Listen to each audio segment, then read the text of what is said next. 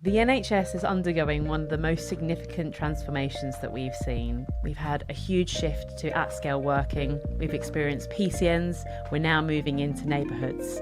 Today, our guest has over 10 years of experience in primary care and has been in the engine room of PCNs, supporting them, managing them and guiding them into the next phase. I'm delighted to be joined by Tara Humphrey, who is the CEO and founder of THC Primary Care, also the host of the Business of Healthcare podcast and the author of over 250 articles about healthcare. So Tara, it's a real treat to have you on the podcast. Really delighted that you can be here. My pleasure, and thank you for inviting me. It's very professional, I feel very excited. I feel I'm not usually the guest, so I am a bit nervous. It's a role reversal. Well, Yeah. well, don't worry, and I know our audience is delighted to hear what you have to say. I mean, as I said, you've got so much experience and you've been doing this obviously for over 10 years, particularly in primary care.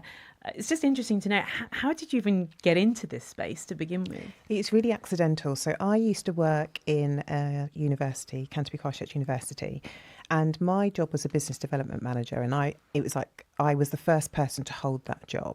And my job was to commercialise academic ideas. I would say I didn't have any experience. I don't know how I got the job. So academics would come to me and say, I've got this idea, potentially we could make some money for it. And I would build the business case. And I did that in the Faculty of Health and the Faculty of Education. And a guy called Peter Milburn, who was the director of postgraduate medical education, was really entrepreneurial. And he also worked with a group of GPs. And one day he said to me, Tara, can you come along to this meeting with some GPs? You've got some money from Health Education England and we want to develop like a training package for general practices. And he said, oh, but the meeting's like at 7:00 at night. And I was a bit like, oh, I don't want to do that. No. And he was like, come along. So I was like, okay. And I say, that meeting changed my life. Wow. And I met Dr. Mai Vibhuti, a guy called Dr. Nathan, Dr. Sati Lau, and Dr. Tariq Hussain, and there were these really vibrant, young, energetic GPs really wanting to develop a quality training programme. So I started working with them, and then for a variety of reasons, I was leaving the university. And then when I was leaving, I said, I'm leaving. I'm not going to be able to finish your business case. And they said, oh no, what are we going to do? And I said, oh, well, if you pay me, I can still do it. And they said, are you setting up your own business? And I went, yeah. And I had not thought about it at all in any way, shape or form. And it was like a few days before my birthday. And then I went home and I Googled how to set up a business. And then I spoke to my sister and was like, what?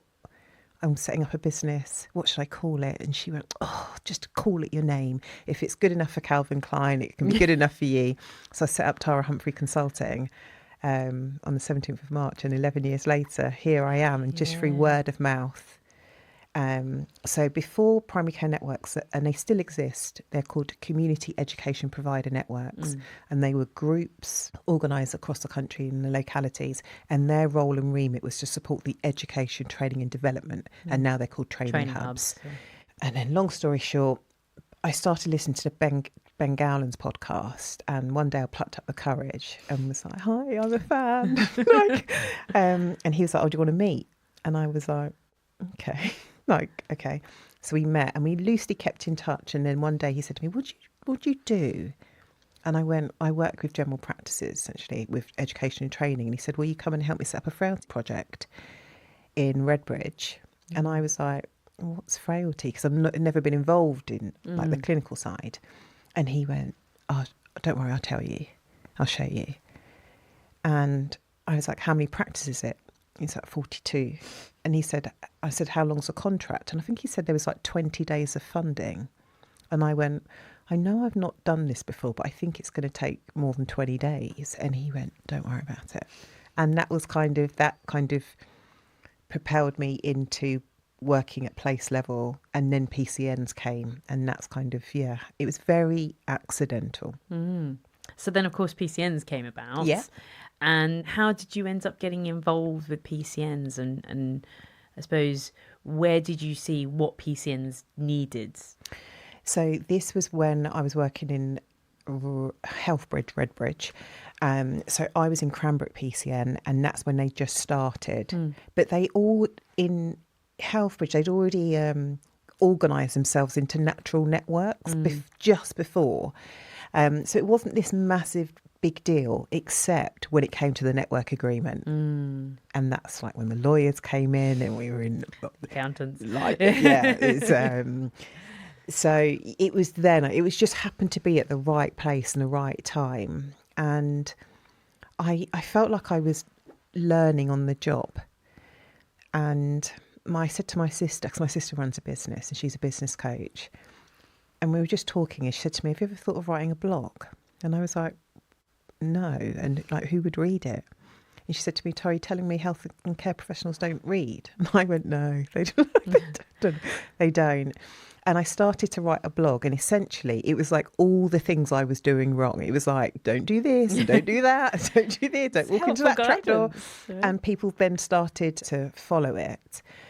And then people would say, people ask me for advice and say, oh, you're doing this here, could you come in and help? And that's kind of how I kind of came into that world. So again, it's a bit accidental, but it was just through sharing what I was learning and what I was getting wrong. Yeah, it's interesting you say that, because I think when PCNs came about, a lot of it was unknown, and you said learning on the job. Yeah. I think we all did that. You know, I remember when it was launched and we were like, what is this? It's not a partnership. It's not a legal entity. It's just a sort of thing, and we're not quite sure how the funding works. And so I think a lot of people, including the PCNs themselves, were really kind of taking that journey, I guess, at the same time as you. I think what I underestimated, and I think what a lot of people underestimated, is not the kind of the technical part of the job. It's all the relationship building and the politics and the like power and control and how people make decisions. I suppose the decision making and the governance is the technical bit, but that was the bit that I really struggled, because in a university I had a lot of free reign to just do what I liked. And even before I worked in the university, I worked in the public sector. And you know, like if on high decisions were made, whether you liked it or not, you just did it. That is not what happens in general practice. So that's the bit that I was learning around having to be really strategic around how do you understanding the contract and how it can be perceived, like what the difference between the guidance and the contract, and then how your ICB view the contract. Because it does, even though there is one contract, you speak to lots of PCNs, they all do something slightly different. They do. So That's true. Yeah, understanding that and just managing the politics of it all. And then what doesn't help is the context that we all work within. The NHS kind of, it like leaves little breadcrumbs, isn't it? It's like, I like that. You know, in June we think we're going to have neighbourhoods. Yeah, and then we're not going to tell you anything about it. No, but we're just going to put that word out there. Yeah. And then you get another bit of guidance, and then you get another bit, and then you're going to get the contract, and we're not going to do the contract now. Yeah. So that it's a hard environment to work in, because people want certainty. They want to know, this is a contract, this is how much money, and this is what I need to deliver. That's what they want, but they also don't want that. They want the money, and they want to be told, they just want the money and the freedom to do what they want to do. So that's the bit that is even the struggle today. It's not easy, because everybody's different and everybody's motivated by different things, and it's their business. Yeah. It's interesting you say that about all the different layers, because I think when we saw PCNs introduced, the system has changed. And I use that word, the system, because we had NHS England, that's now going to be gone. We had CCGs, we've now got ICBs, and in turn ICBs emerging, and we had GP practices, and then they were kind of put into these groups. And of course the dynamics that you just suggested, we've seen PCNs formed of practices who've split, and of course then being put back into a PCN together. So, and as you say, I think really important, with very little certainty. And I think that is, again, now we're getting into another shift of neighbourhoods, and we'll talk a bit about that later. But I think that requires a huge amount of work, because you've got lots of different personalities, very different practices, partnerships which have a lot of autonomy to run themselves the way they want to, suddenly pushed into an environment where they have to work together to access group funding, but with a patient profile that can be very different. Yeah. It's really difficult. And I think, that being said, before primary care networks, people remembered like the Prime Minister's Challenge Fund, and that was similar. Then you had like primary care homes, and there is, so it's different, but it's the same. So the sector does have a lot of experience in working in this way. And sometimes I think they forget that, but it is difficult. And I think one of the unforeseen circumstances, I call it like PCNs getting divorced. I think if somebody could have, you know, the amount of heartbreak like it's true, these networks have experienced, and the amount of divorces, or sometimes I say they're like, they're separated, but they're still, you know, like one party's living upstairs and one party's living downstairs. They go to the board meeting, they're like, no, it's really frosty. I've seen clinical directors in tears in board meetings. The amount of stress that is not recognised, I think, unless you're in it and you see it, I think people really underestimate that, and it is really difficult. And I think sometimes I can come across as like flippant, and I don't mean to be, because I've been the manager in tears when you just think, I'm just trying to help. Yeah. I'm just trying to help and facilitate a consensus and move forwards. But when I wrote a paper called Herding Tigers, and I do sometimes someone said to me, oh, managing a PCN is like managing a box of frogs, like one jumps in and the other one drops out. And I was like, that would be easy. These aren't frogs. No, yeah, exactly. So I was like, even the smallest, kindest, sleepiest of practices, if they don't want to be moved and you try to move them, you know, like, be careful. And I understand it, because it's their business, and they came into wanting to be a general practice partner to run their own business and care for their patients. And these micro industries keep growing, and I can appreciate that they're in the middle thinking, I didn't sign up for this. But things change and things move on, whether we like it or not. And that's what we're seeing, isn't it? There's definitely a trajectory that we're going down. I just wanted to kind of go back to your experience, because you've acted for over 300 PCNs, which is... in different capacities. Yeah, but that's a quarter of the PCNs across the country. And it's probably more than that that you've actually worked with in some form or another. Are there things that you've seen that have worked particularly well coming out of that primary care network structure? Are there things that you've seen that maybe haven't worked so well? You know, what's been your overall experience of the DES and how that's kind of operated? I think that what I see that works well, and I do feel quite passionate about this, and I think it's the leadership of the leadership and management team. And I think that it's beyond the contract. So the contract can say anything. It's how you sell the contract and how you operationalise the contract, and being able to see beyond the contract and having a vision. And again, I used to be one of these people like, I don't want to have a workshop with like Post-it notes and we all think about the vision that we're never going to achieve. Oh, I love a good Post-it note. And I understand it. But the networks that do have a vision see the contract as just a mechanism to help them achieve the vision. So regardless of what the contract says, they will interpret it in the way that they want to and tick the boxes they need to tick, because that helps them deliver the patient care that they want to do. So I think in Cranbrook, they were delivering proactive care at home. There was no contract.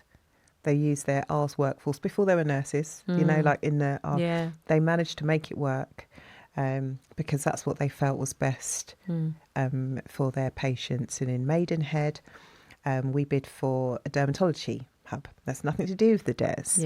And they were really good. And I messaged Aman, who is a CD, and said, do you mind if I give this example on the podcast? She said no. But they kept some of their reserve in their primary care network, and they kept it, and it started to build up. And understandably, practices are like, I want that money. Yeah. That's my money. Where's that money?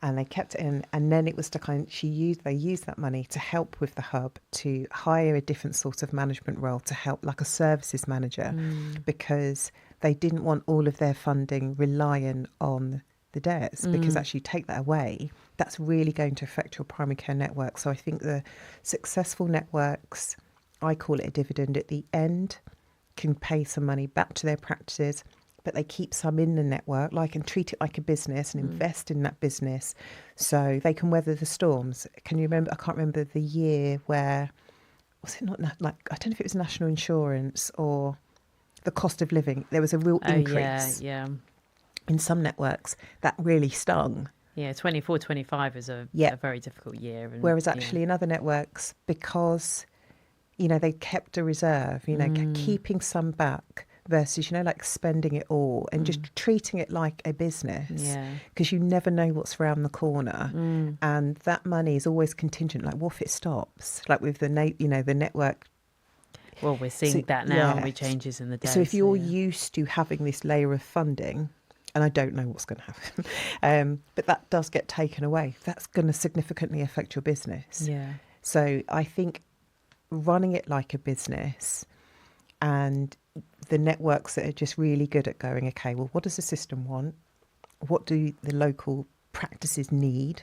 What do we, and how can we facilitate? They're like the buffer between the practices and the system. And I think those networks it's hard work, and I really feel for them when sometimes other GP partners will say, well, what do you do? Why are we paying you, the CD? Why are we paying you a session a month? You don't even do anything. Yeah. And I think, oh gosh. We have no idea. They CDs eat, sleep and breathe it. Yeah, absolutely. And along with all the other stuff that they do, it is a significant job. And sometimes I think, why do they want it? It's a poison chalice. I think very few, for everyone that goes, you're great, behind their back, there'll be somebody going, I could do a better job, or they're not doing enough, or...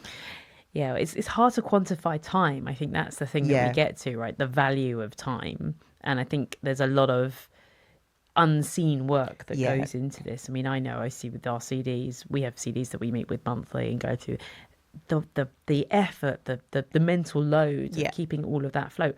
And the fact that a lot of the time they're also a GP partner doing another job. It's tough. And I think for those CDs that are not GPs, they face different challenges because there's always because they're not GPs.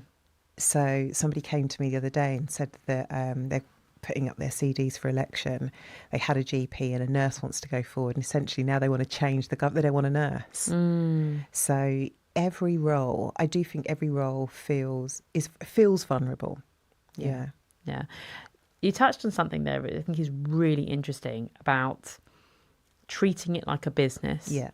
And I think what we see from our GP practices and our PCNs is there's almost this hesitation about being a business focus around this. And I'm not sure if that's because the sort of rhetoric that comes down from the government is all not making a profit and all these sorts of things. And we talk about profit as if it's a bad word, and profit can be reinvested into services, as you've just said.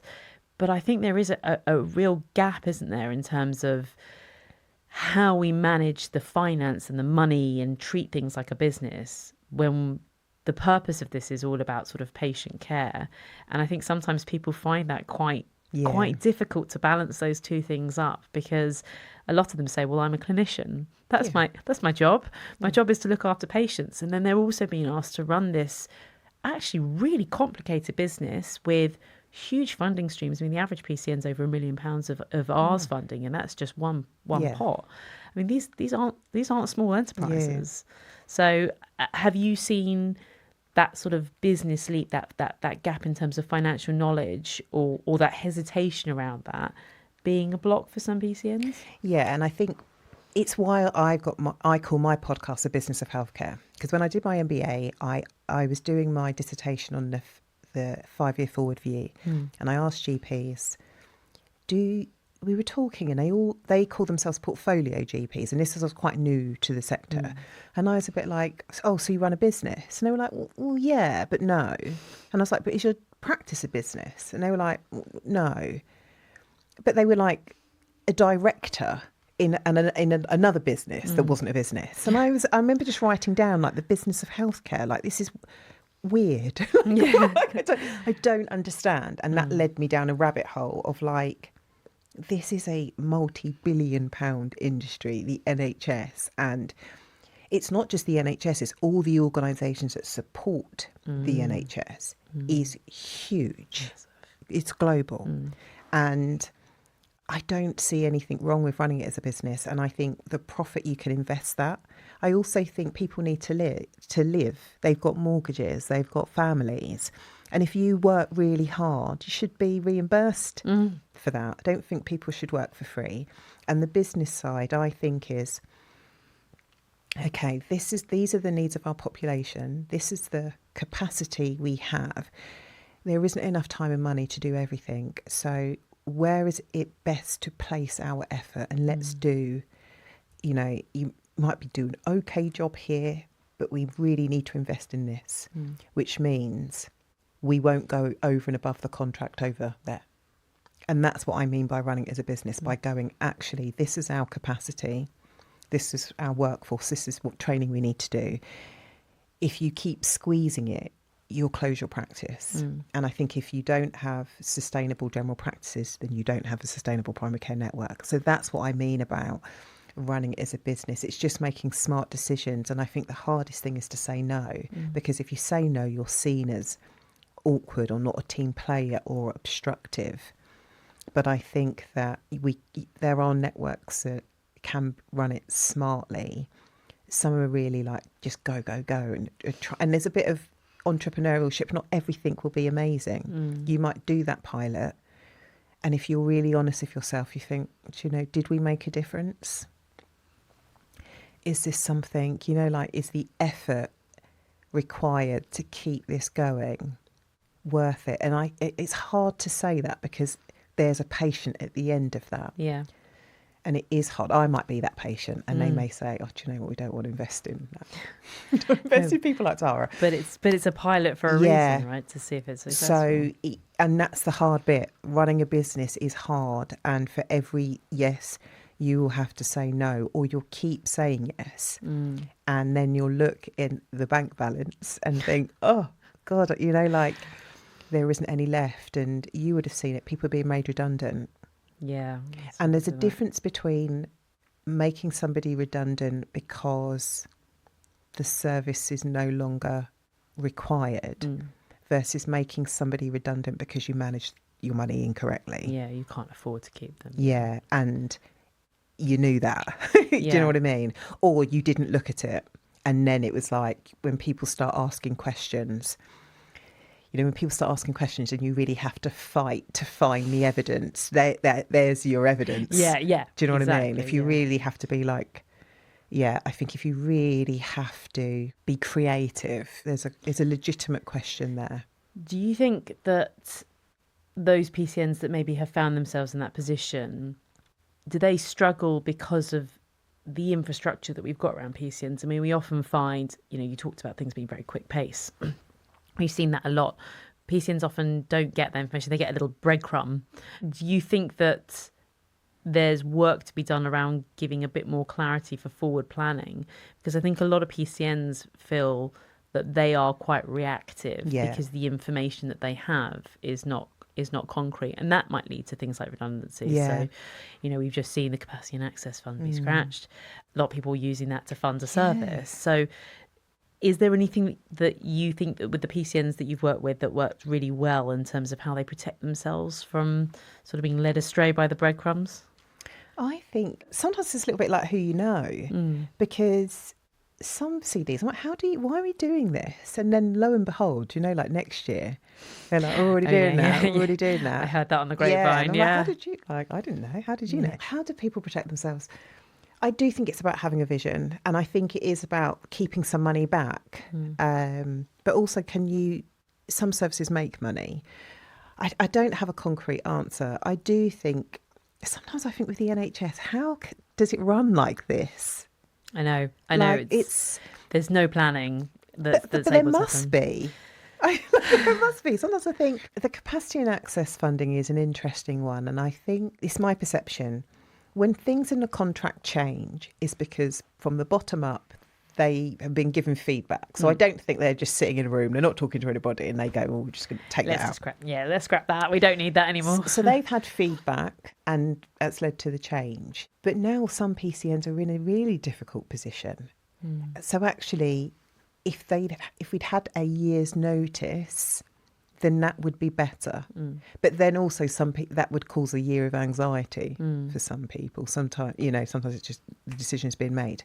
What I would say for capacity and access is that just because it's going back into practice doesn't mean that money can't be paid back into the PCN. Yeah. If you value that service and actually you can get more for your money than that couple of £1,000, you can pay that back in, and that is thinking like a business. Yeah, I think that's a really important point about being creative about the funding that you've got and working collaboratively. And that probably feeds into, as you say, running it like a business. Part of that is having financial information that's readily available so that you know, okay, well, this is how much roughly we're going to get. This is how much we've all got. This is how much the service costs. And it's that, again, that business side of thinking about how much does this actually cost us to run? Yeah. And if we do need it, where else can we fund it from, and how can we work collaboratively together? And I think anything that is funded outside of the R's, you need to be asking that question because the R's has been relatively stable and it just keeps, the pot doesn't necessarily expand, but the roles do. But the funding like if it's not an R's role, if it's not an employed role, that could be taken away. So if you're going to embark on something, it's like, actually, if we do this and then the money gets taken away, it's like we need to put that in our risk register. How much would it cost the network? And then you can make the informed decision. But if you're employing roles with that money, there is a risk. And I am sure that people would have considered that. So there is that planning. And I think some networks don't have like a finance lead. And I do think there's a tipping point in a business where you go from doing everything and you're the jack of all trades, and then you're like, oh, we've got a £4 million budget and we've got 50 staff and we've got these services. And I can't be doing the books at the same time as I'm one person. And actually that's when you start to hire and you build your infrastructure. But I think the finance lead's got a difficult job because they are seen as, they're looking at the numbers and hopefully they understand, like the business. But having that scenario planning and thinking, okay, best case scenario, worst case scenario. We did this a lot when roles went over the top of the R's. So yes, we could pay for that. But I think this is in Warrington. If practices had to pay for it, you have to commit to that. If you want a superstar pharmacist and you want them to lead and you want them to train, you're going to have to pay for that.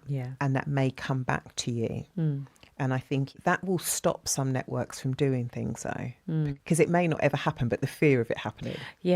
But that's just business, isn't it? You cannot, all you can do is plan to the best of your ability. There is a little bit of a risk. You can't get around that. But I think that PCNs now, there's no excuse. We have got the experience. And sometimes when non-recurrent money comes down, we have to think really carefully.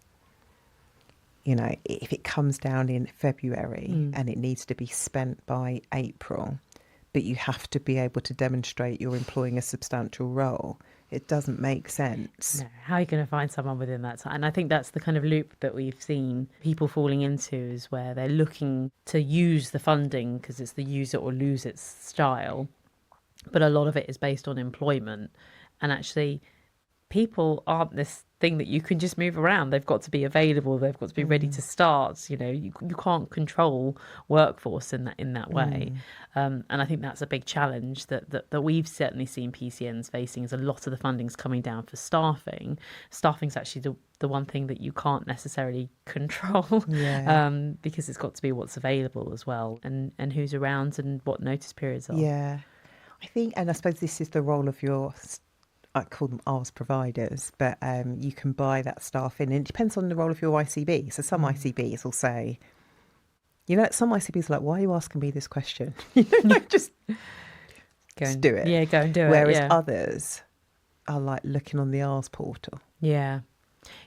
Is a little bit different, but that's the role of your senior leadership team, to build the relationship with the ICB and know what is doable and know what isn't, so then a lot of time isn't wasted in you trying to sell something in your network. And it's like, can we do that? I don't know, I need to go back and ask. So it's trying to doing that constant strategizing around how you're going to deploy your resources. But some networks do it really well. You do it really well. There's a guy called Neil Modi you should definitely have on the podcast if he's not been on already. He's really entrepreneurial. For as many PCNs that don't really want to be a PCN and struggle, there are lots of success stories, and sometimes we don't hear them, or we disregard those and kind of think, oh well, it's all right. People are like, oh, it's all right for them because they're in Peterborough. It's all right for them because they're in Cornwall. Everybody has got a different perception of the area. I've not heard of any PCNs, like in one ICB where they're all universally failing. Yeah, no. So I think there are a lot of success stories. There is a lot of financial planning, and I think some networks will do it, but probably don't even realise they're doing it. Yeah, just do it. Yeah. And it's not like a big deal. It's like, Tara, this is obvious. Like this is how we've always worked. You've mentioned a couple of things I think are really interesting. You mentioned about a finance lead and a risk register. And I think kind of both of those sort of fit into that sort of governance side, the governance and the operational side of how do we structure ourselves? And what we've seen is, because of the way the PCNs have been set up as a DES through your GMS contract, it's quite ill-defined in terms of what a PCN actually is. How do you structure yourself? And I think the intention was to give GPs the autonomy to run themselves as they see fit. Do you think that there's in your experience of what you've seen, is there a big gap in terms of governance and structure? Because I think that's going to be something that's obviously, as we move forward, it's going to be really crucial. Yeah, there's a huge gap. You laughed, so I assumed that there might be. There's a huge gap. And I also think sometimes it's like, what do we all mean by governance?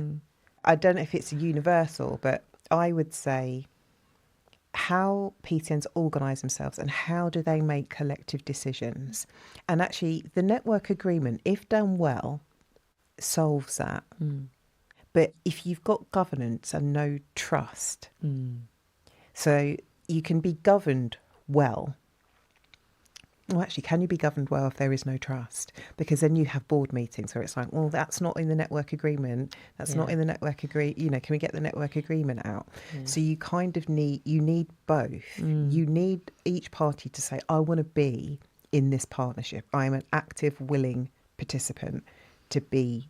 And this is the domain. So I always think, we do sometimes an exercise when I do facilitation, what is best left at practice level and what could potentially be at PCN level. And once you kind of say, this is practice. So in some practices, it's like, flu is mine, like you're not touched that. We do that, we do X, we do Y. So once that is agreed, because sometimes I think practices think the PCN is trying to take over. But sometimes I'm like, who is the PCN? You are the PCN. You are part of the PCN. So networks where it's good, they say, well, we are the PCN. When something bad is happening, it's the PCN, as in not me, you, Tara. Yeah. You are doing this.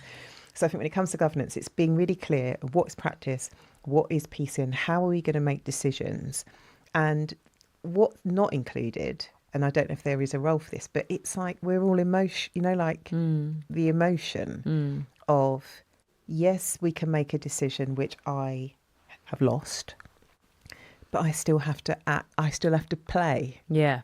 Even though you've asked me, I've given my opinion. I don't want to do it. I don't have the capacity to support this service, but I'm in the minority and I have to go with it. You have to. And that's the bit that the governor, yes, you can have the network agreement, but it's hard to for some to separate the feeling. And if you're always the person, or not always, but sometimes, yeah, you might have a practice going, I don't want that. I don't want that. I don't want that. They feel sidelined, and then that builds resentment. So yes, you're governing, but you want to bring everybody with you. And that's the hard thing. But I do think when it comes to, you just want to be as transparent as possible. That, I think that is good governance. I completely agree with that. And I think any hint of secrecy, it breeds this distrust. Sometimes I'm like, God, there is nothing.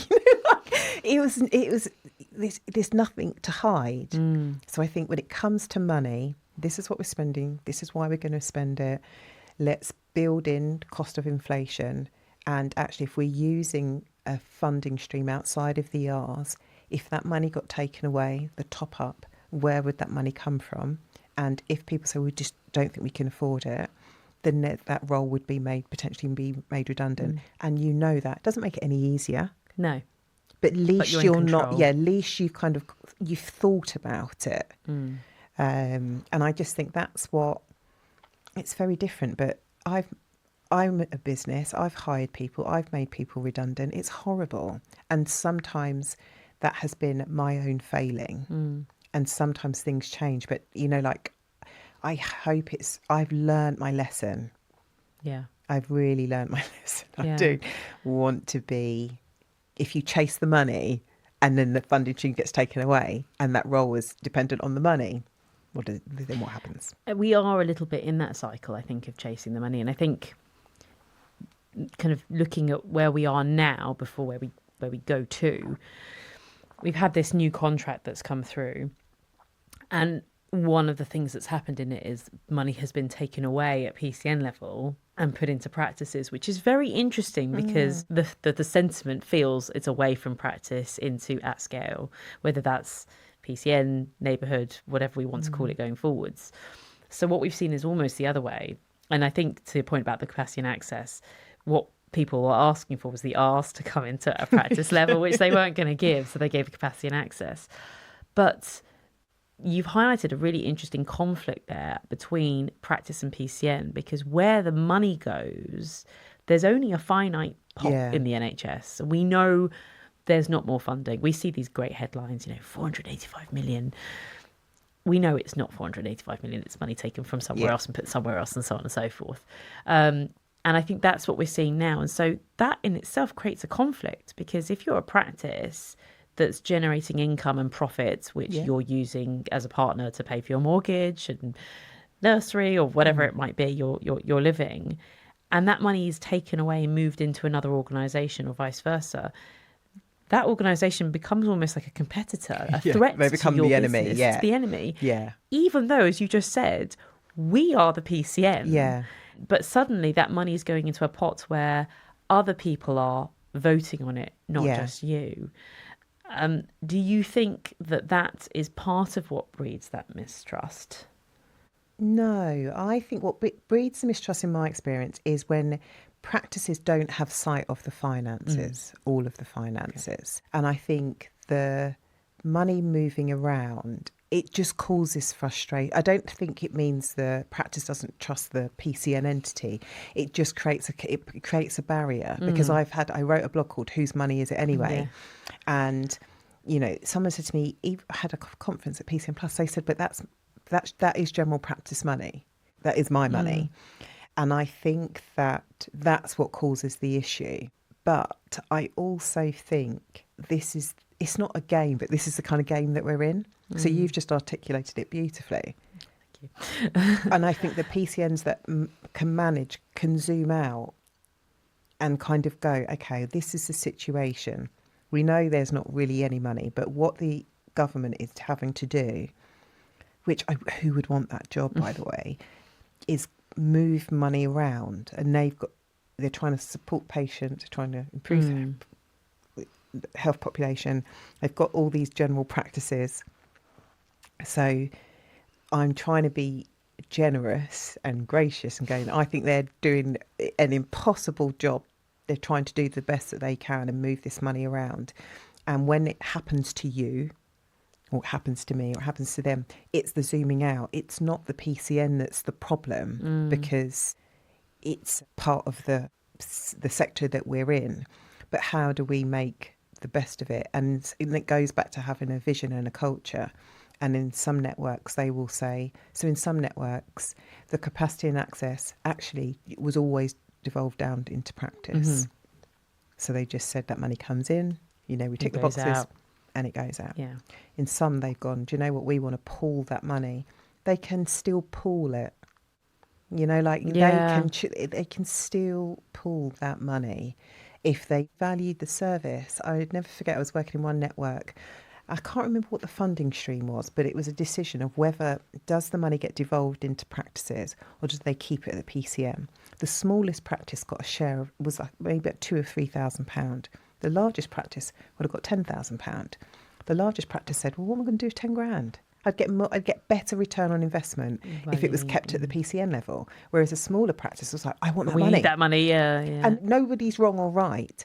It's just interesting, isn't it? It's different points of view. But the biggest practice thought it would be easier if the PCN management team organised that service versus me trying to. They wouldn't be able to support those patients with that 10K. Yeah. Which is interesting. So I think that is, if you're going to be in this PCN, it's a different, and you want to build, it is a different way of going, do we have enough at practice level to do what we need to do? And if you don't, then that's a different question. But if you do, what do we need? And then what makes sense for us? Does it make sense if we're struggling in A, B and C and we all have childhood immunisations?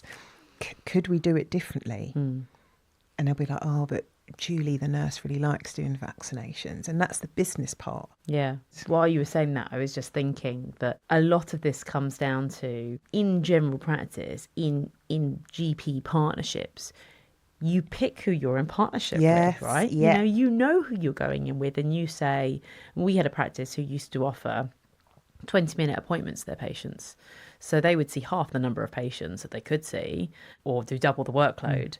But their patients were really happy, and they didn't earn as much as other practices, but they were really pleased with what they did. And that was a partnership decision because they had gone into partnership with people who have the same ethos. And I think the challenge in PCNs is suddenly you almost aren't necessarily picking. And I know that there was some autonomy given about who's in a PCN and who's not.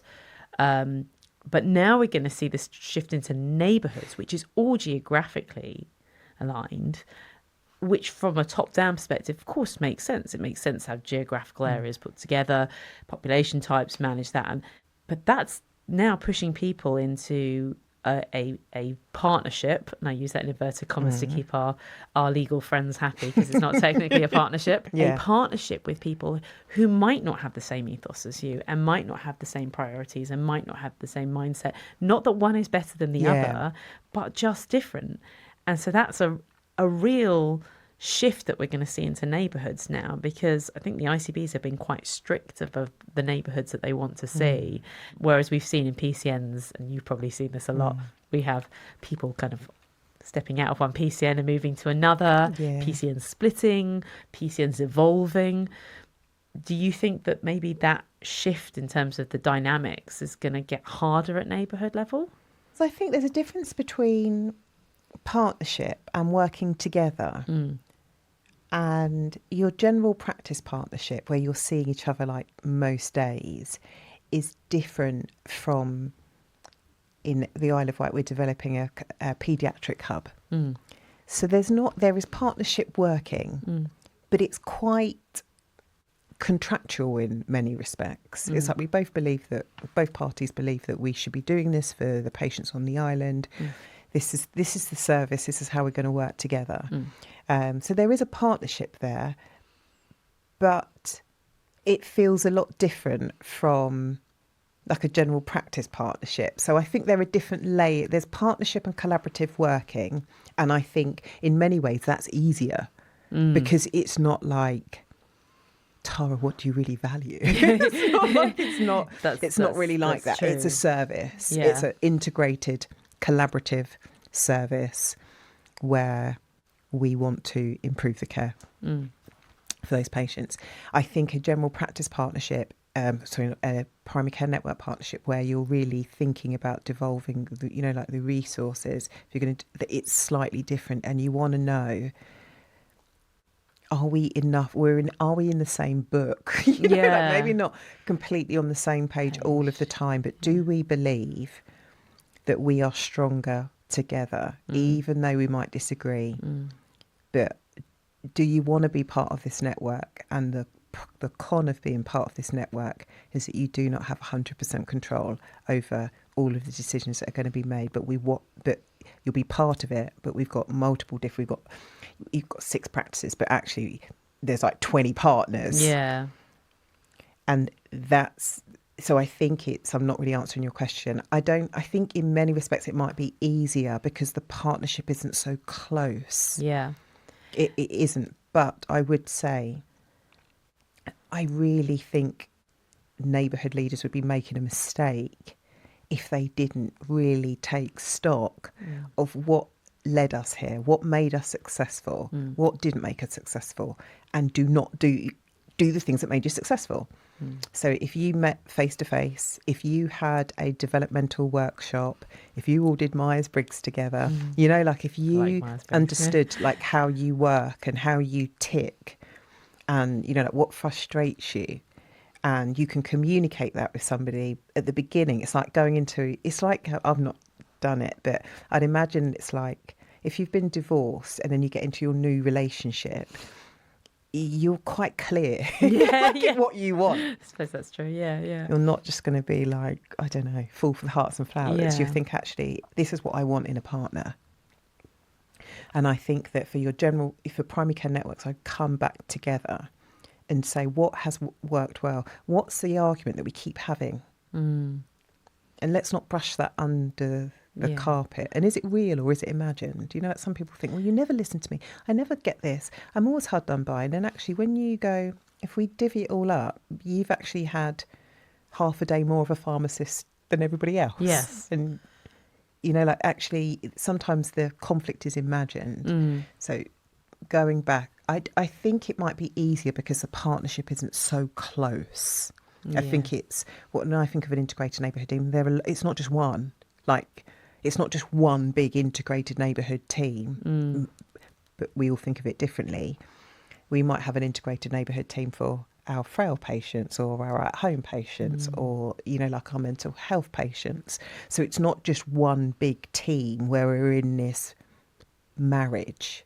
It's more cohort-based. It's a really interesting point because, of course, general partnerships are governed by the Partnership Act of 1890, which is ancient. And one of the factors in there is that partners are jointly and severably liable, which is a huge commitment. So when you're going, this is slightly different. Yeah. I think what's very interesting is, obviously, we've just had this announcement around the contract and this local variation that ICBs can now vary the PCN DES. Yeah. And I think a lot of us were waiting with bated breath around what are neighbourhoods going to look like? Are they going to be a standard contract similar to what we've seen in Northwest London? So we've seen a standard contract issued to PCNs for enhanced services. Is it going to be, as it was called at the AISMA conference, the DES-LES, which is just moving the LESs into the PCN DES? And there's all these sort of technical bits about it. But what we've now found out is obviously it seems to be similar. And I know we don't know what the neighbourhood looks like yet still. A little more breadcrumbs leading the way. But of course, a general partnership, you're all bound. And we're not quite clear yet. Are neighbourhoods going to have their own separate contract? Is this still going to be more going through the PCN DES? And PCNs will now, the N will stand for neighbourhood instead of network? We don't really know, do we? No. I don't. No. And what's your feeling for the PCNs you're working with? What's your feeling of what's happening on the ground at the moment of concerns, excitement, a bit both? So I think the main concern is there isn't a contract. And I think that we're used to getting a contract and delivering that contract, whether we like it or not. But that makes sense to us. So the concern is, there isn't a contract, but yet you want me to start to work differently and use my resources when you're taking the capacity and access payment away. So you're wanting me to do more with less without clarity in what you're really asking. So that's a concern for others. I work in the Isle of Wight as an interim PCN manager, and a kind of bit of a backtrack. Because they're an island, they naturally are a neighbourhood. Yeah. So that confinement works in our favour. I suppose that's the geographic point, right? The alignment. And they've got a GP federation, which is great. And we are outside of the DES, which I feel like is business as usual. We're developing paediatric hubs. There is a system-wide approach to CVD, and there is a mental health redesign. None of that's the DES. So all of that is looking at what are the needs of our patients, because actually if we can't service them on the island, they have to get the ferry to the local hospital or local services. And people sometimes there isn't always a capacity to do that. So we need to work out how can we support our patients to the best of our ability on the island. And no one really argue, and when you think of it like that, who's going to argue? Makes perfect sense. Yeah. But it's time and capacity. And also there is a little bit like, how do we organise ourselves? And there is, I wouldn't say this is so much on the island, but titles and, what's my role? Yeah. Because who am I and what am I doing? Yeah, because that certainty, that's what everybody is chasing, certainty. So there is that little bit of, how do we organise ourselves? And for those people and what's the perception of those that are not so involved in the PCNs? But there is like an executive director of neighbourhood development. I'm not, like, who? How do they get that role? Yeah. There's, that sort of kind of, how do they organise themselves? But in the Isle of Wight, the sense is we are going to crack on and do what we can. And try to negotiate hard when the ICB goes, there's pennies to deliver that less service. Money for more work. Yeah. But then I think we need to make sure, and my advice to networks is make sure you are doing the stuff that you need to be doing, because that builds a relationship. So if you can go, we're delivering X, Y, and Z, or we're doing everything that we can, but if our enhanced access appointments are down on a Saturday, that's not because we are not putting on the provision. We are begging our patients to come in, but also do we want to do that? Because we're trying to direct them to other services. So if they don't need to come in, why are we going to invite them in? And actually, if you're doing everything that you can and you can provide your evidence, then you can have a really good constructive conversation and say, we're not doing this, but this is what we want to do. And I think sometimes there is too much focus on, we don't want to do that. And it's like, okay, what do you want to do? I don't know. Yeah. So I think it's that business planning and really thinking, how are we optimising our services? And then I was thinking, what would 1% better look like? If your patients, just think of the patients that what could you do better? And before I worked in the NHS, I would meet people that worked in the NHS and they were really passionate. And I'd think, calm down. And now I'm like that person. I'm like, what about Joan? She's at home on her own. And I used to be a food friend, and her name was Joan, and she had really bad eyesight. So she would go to the hospital. They'd send her back a letter that not only, I had to get like ChatGPT to understand it, but she couldn't read it. No. And Food Friends is a voluntary organisation. Do you see what I mean? So that's what I think of as a neighbourhood. There's no money, although Food Friends would love more money. But I think they needed money for my DBS check, and actually they're linked to social prescribing. Yeah. So it doesn't always have to, I don't want to promote you don't need any money. But I think as a neighbourhood, it's like, hey, if you don't have any money, what assets do we have? So, okay, we've got Food Friends over here. We've got this bereavement charity over here. We've got, Park Run over there. Yeah. So sometimes it is just about bringing people together, saying, we want to, like, just bringing people together, like, what do you do and why do you do it? And what do you have capacity for? I think if that would be insightful. I always say to people, you can look at it like, what are your must-dos? What things you have to do? What are the could-dos? And then what's the risks and implications? And then you decide, make a decision, keep that decision, and just move on knowing that you've made the best decision that you could do at the time. Things do change, but I think sometimes, it's what you do when you don't know what to do.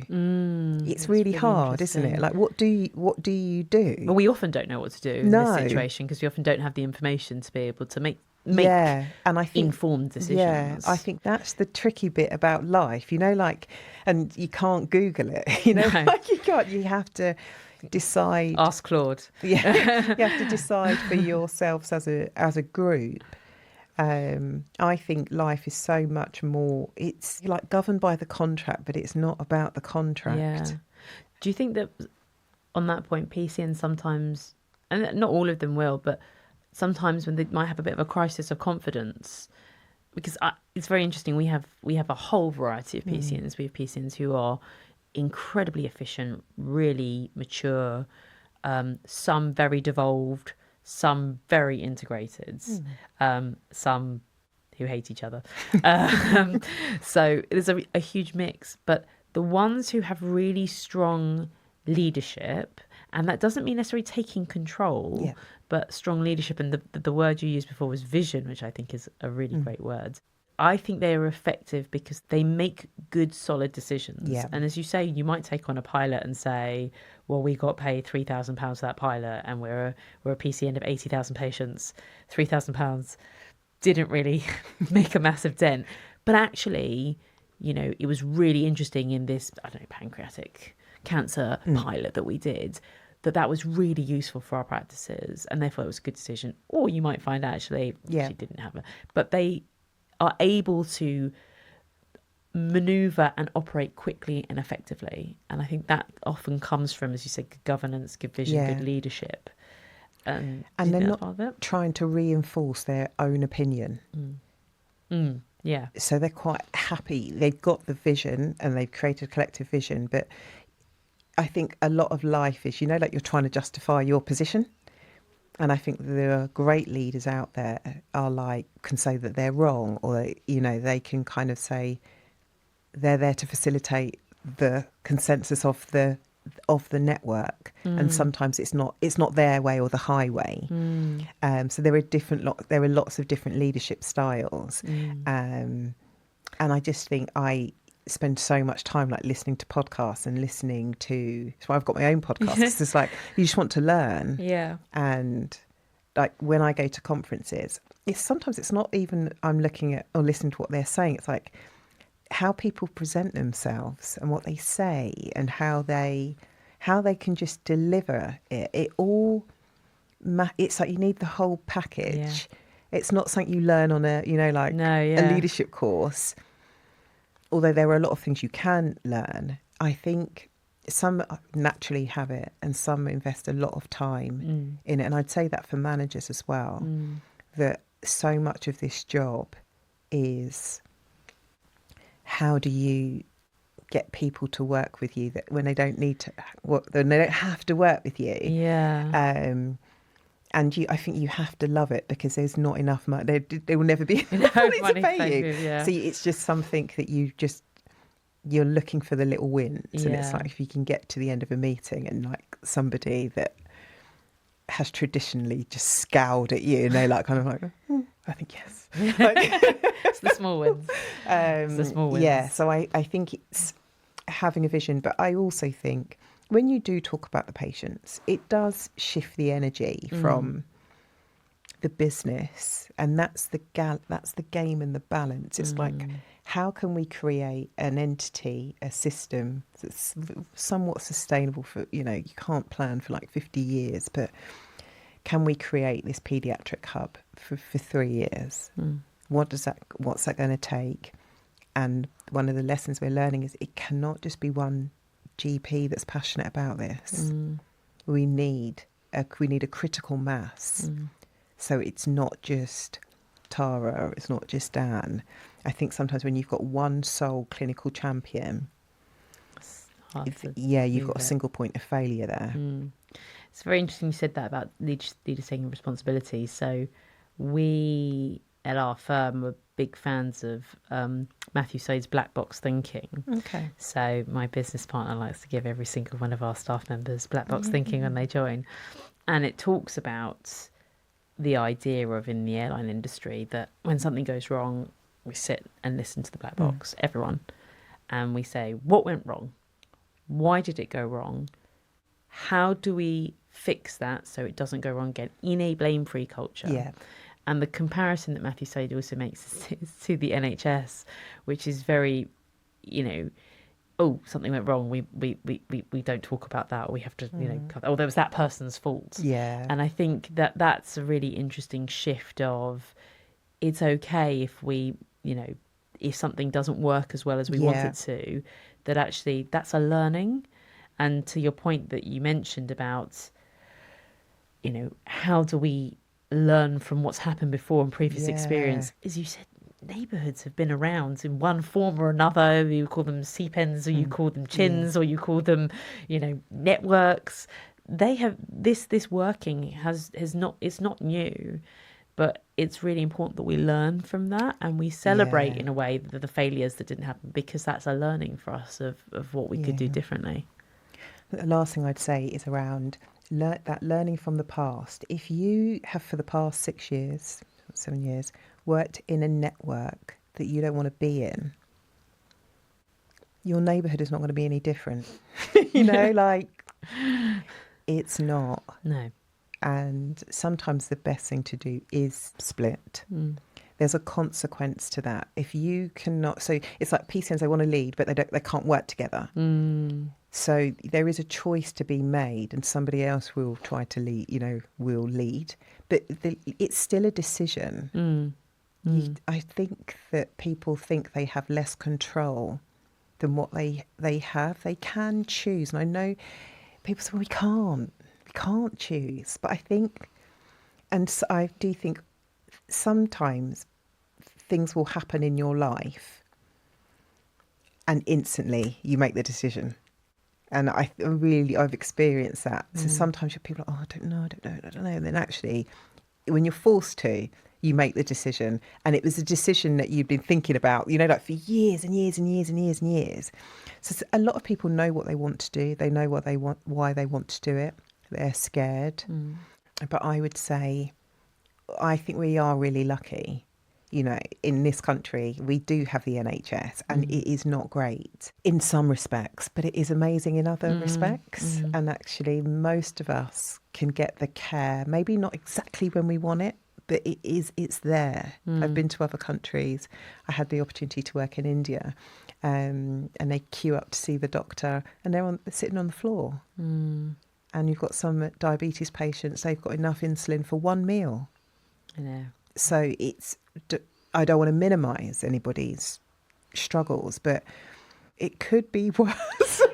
Well, I think to your point about we have more control than I think we think we have.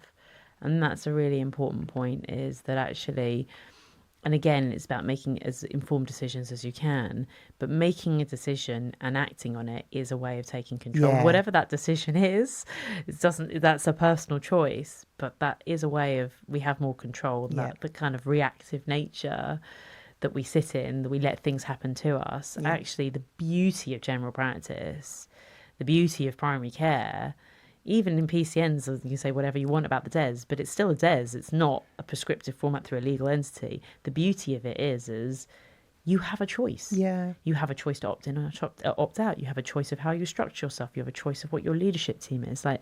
And it's back to that bravery point. Don't be afraid to make that choice. That's a really interesting point. I think knowing what capacity and what resources you've got, and the gap that we see is people often don't know their financial resources. And we're still picking up PCNs that say, we've never had a set of accounts done.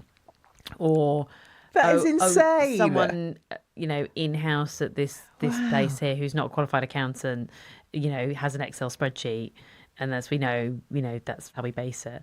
And I'm thinking, Sorry. yeah. Oh, there's a lot of it, because a lot of the theory is as well, there's no money to fund that. There's no money to fund that. There's no money to fund a set of accounts. Yeah. So, and I think it's really interesting that kind of piece of the financial awareness, as you say, as funding changes, there isn't more money, but there is a pot of money. Yeah. And the question becomes is, how are we using that? What are we using that money on at the moment? And what is the outcome of that? And therefore, if we map that, what is the outcome we want to achieve, and what do we need to shift? But there's a huge gap between those two things happening. And a lot of people, I think probably it's time, resource, but we do see a gap. And so when you said about finance lead, my ears pricked up, because I could probably count on one hand, and we do that for a lot of PCNs. So it's not because we only have 5 PCNs. We have over 100 PCNs that we have for. I could probably count on one hand the number of PCNs that have a finance lead. So it is interesting. I mean, and so it's interesting you raised that, because I think that maybe is the shift that for neighbourhoods. I think, the footprint's going to be bigger. We know there's going to be shared funding, or there's going to be a pot of funding with there's going to be community services, there's going to be trusts involved. We know it's going to be complicated. I'm not even going to get into the technical stuff like VAT and joint employment and pensions. That's for another day. But I think there's a gap there, and I don't know if you see that now of engaging with that financial element to be able to really say, okay, this is going to be bigger and more complicated, which is almost inconceivable that it could be more complicated, but it will be. We need to engage with this. So I think you've highlighted a gap in my knowledge, because when you just said that, I just thought, oh God, that would be. It's a bit like, I don't know if they teach you in like accounting school, but when I did my MBA, it's like zero budget planning. So, like if you imagine you go back to zero each year versus, like just keep building. Yeah. And when you do that, it forces you to go, actually, how much are we paying? What are we getting? And that's the emotional part. That's the hard bit. But I think it takes a really brave network to do that, because in that there may be some redundancies, or you may find, you've got the right people in the wrong place. So actually, if there is, you can have like a principle around, if nobody was going to be made redundant, because there is the demand there, but is everybody in the right place? Or you might make some people redundant. But I think that would be it would be fascinating. And I think it would be really hard, but it's the sort of thing that somebody would say at a conference, we did this exercise and it was really, really hard. But 3 years later, oh my God, we understand the true cost of running a service. We ask better questions before we take on, like additional bits of money. We better manage our money. I think that would be a fantastic thing to do. I think it would be really hard, because we all want to preserve ourselves. But I also accept, and I think it's helpful for me to say this, that I'm like dispensable. But I would want to be part of that process, like knowing that. Yeah. Do you know what I mean? That. Yeah. Yeah. Going, actually, you might go, we don't want a manager. I mean, I don't know. But understanding what it is that you do need, and but then everybody knows the stuff that is there is truly need. There's no question mark over what's happening over there. Yeah, and I think that would be really, really, really. I think that'd be really good, but hard. But I think really, if you want to build to last, if you want to build something that is going to outlast you, and when you retire, you can go, do you know what I did? I left it better than it was. I think that would be fantastic. The only negative I would say is that you could do all of that, and then the NHS could just, they could just pull. Like there is an element of control when you work in. There's an element of a lack of control. You can only control what you can control, but you can control how you manage your money. And how you organise yourselves. I think it is interesting, because the theory behind all of this. The theory why we started PCNs in the first place was all about devolving budgets down to local level. So it's about giving primary care its own budget to manage its own population as how it sees fit. That was the theory. The practice is very different. And what's resulted is this, if I think about the set of accounts that we do, it's we've got columns. We do a page which is a profit and loss by fund, effectively. We never do that with a GP set of accounts for a practice. We have lots of different income streams. We have the expenses, and we have a pot of money that's shared by the partners.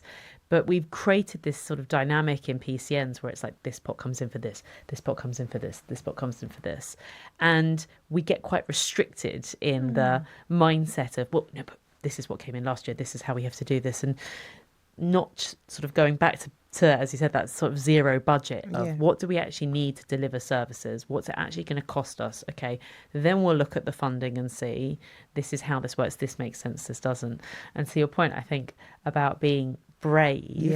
I think it takes a lot of courage to do that, because you have to ask hard questions. But I think that's going to be quite important into the next step that we're going into. The transformation that is needed. And then from a primary care network perspective, if you do want to lead, it puts you in a really strong position to be a lead partner or lead your neighbourhood, because you understand the finances. And then you can help your other partners to say, okay, this is what we do. This is how we organise ourselves. This is how much it costs us to deliver this service here. How much does it cost you to deliver that service where you are? And how do we organise ourselves differently? So I think it would be amazing if networks did that. What time of the year would you think would be a good year for a network to do that? Unfortunately, we're in this very reactive cycle, I think, where we wait for a contract, we wait for an update, and then we all kind of scurry together to do our forecasting. And it's really interesting because actually I was thinking earlier while you were talking about sort of running as a business, one of the things we do for GP practice, which pretty much all specialist medical accountants do, are drawings projections. So we forecast out, this is what's happened this year from the accounts, this is what we know is changing 26, 27. This is what could happen. Minimum wage is going up, but there could be further inflation. We could lose this income. We do all those projections and we forecast that out. And we do that throughout the year. So if a practice says to us, we're thinking of doing this, we do another projection. Okay. So really, I suppose the answer is you can do it any time. Any time is a good time, I think, to take the plunge and really ask those hard questions. And my team know I have a phrase that I like to say a lot, which is we always let the urgent crowd out the important.